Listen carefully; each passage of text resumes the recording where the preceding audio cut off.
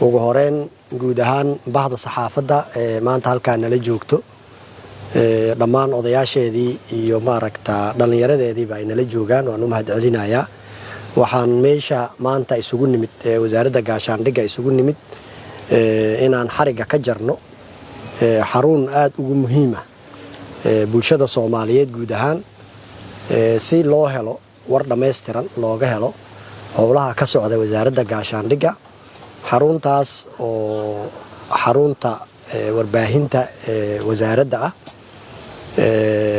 xafiiska warfaafinta ah guud ahaan kuna shaqeyn doonaan ragga ku shaqada leh dhammaan umuuraha saxaafadda.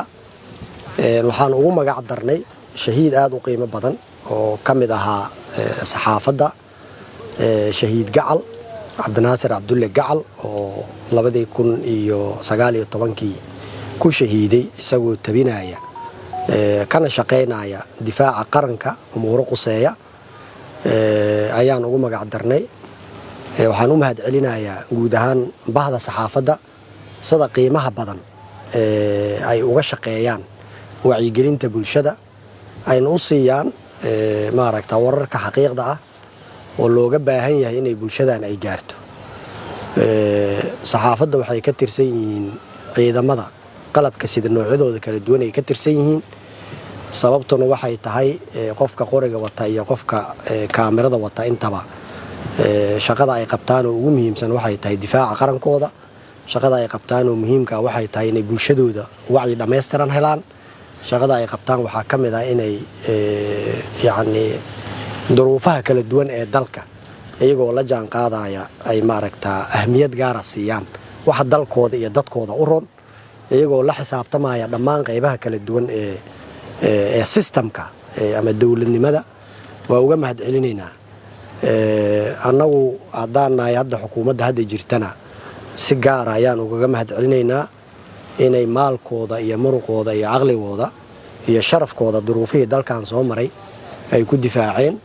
qayb ka mid ah aan aad u xasuusto oo aan maaragta marna aan hilmaami doonin inta aan maaragta qarankan u shaqeynayay qaybtii hadda ugu dambeysay difaaca baddeena tii ka horeysay oo badda isla markaas iyadana baddan lagu difaacayay iyo la dirarka khawaarijta 3 sano ee lasoo dhaafay sida ay uga qayb qaateen. waa uga mahadcelinayaa shakhsi inta joogta iyo inta maqanba. aad u mahadsantiin. xafiiskiini waaye.